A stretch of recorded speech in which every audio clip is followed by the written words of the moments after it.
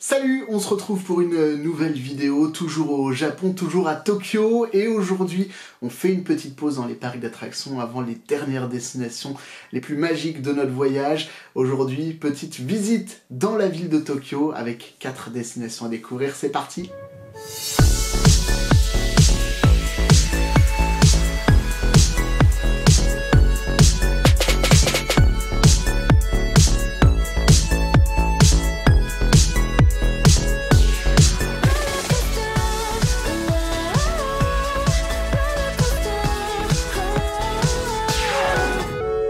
Et on va commencer notre petit tour d'horizon parce que certes on aime les attractions mais on aime aussi les jeux vidéo, et là on a été absolument servi. Il y avait des salles d'arcade à peu près partout, à tous les coins de rue vous pouvez quasiment trouver une salle d'arcade où vous allez pouvoir trouver plein de jeux vidéo, de choses extrêmement variées, des simulateurs de train, il y a des machines à pince vraiment un petit peu partout, ou d'autres choses plutôt sympas. Donc voilà, c'est un univers, on sent que le japonais aime jouer, et ça se ressent dans tous ces lieux qui sont pleins de vie tout au long de l'année, et en particulier dans les quartiers les plus touristiques.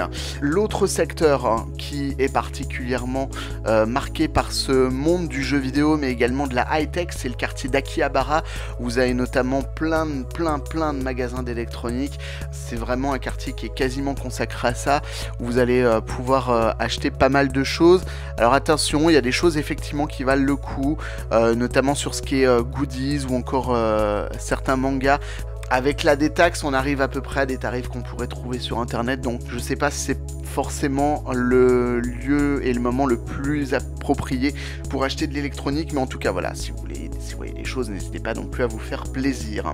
Autre quartier extrêmement touristique, c'est celui de Shibuya. On y est allé le soir d'Halloween, où il y avait énormément de déguisements, beaucoup de gens déguisés. Alors c'est quelque chose qui est plutôt dans la coutume là-bas de se déguiser, mais en l'occurrence particulièrement pour le soir d'Halloween, on a vu énormément de monde, plein de personnages différents qu'on a pu voir sur ce carrefour qui est le plus grand carrefour du monde, où il y a énormément de monde qui traverse à chaque fois.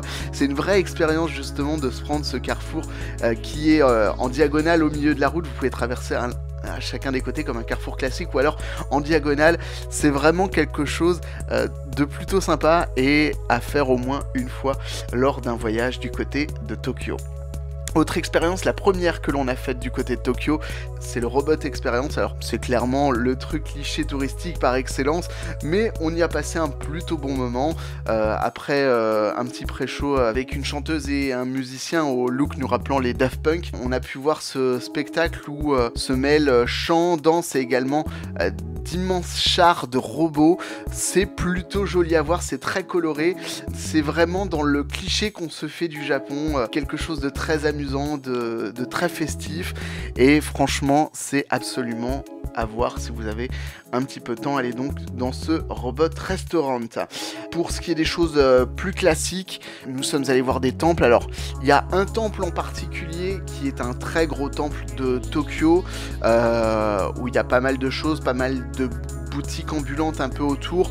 Certes c'est assez gros à voir, c'est très joli, mais on a plus eu l'impression d'être vraiment dans un lieu très touristique qui ameutait vraiment les touristes et qui perdait du coup un petit peu son côté spirituel qu'il est censé avoir.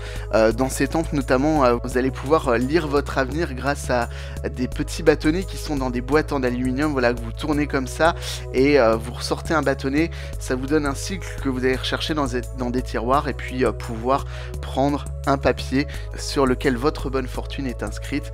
Bonne fortune si vous avez de la chance, et si vous n'avez pas de chance, vous allez pouvoir plier votre prédiction et venir l'accrocher sur un fil où toutes les mauvaises prédictions sont accrochées, justement pour essayer de conjurer le mauvais sort. Et des fois quand ça veut pas, ça ne veut pas, et la prédiction vient même jusqu'à se déchirer. Et puis l'autre gros lieu touristique qui vaut vraiment le coup, c'est la Tokyo Skytree. Alors c'est une immense tour d'observation qui est en plein cœur du quartier de Tokyo où on était notamment pour dormir. Une tour qui va nous emmener prendre de la hauteur et voir vraiment cette vue magnifique sur tout Tokyo autour de nous. On est vraiment très central au niveau de Tokyo, donc ça nous permet d'avoir une superbe visibilité de tous les alentours. Et puis l'idéal c'est d'y aller en fin de journée vers 16-17 heures, nous quand on y était au mois d'octobre, pour pouvoir profiter aussi du coucher de soleil sur le mont Fuji. C'est vraiment quelque chose de superbe à voir. Ça prend un peu de temps, mais c'est vraiment une très très belle expérience.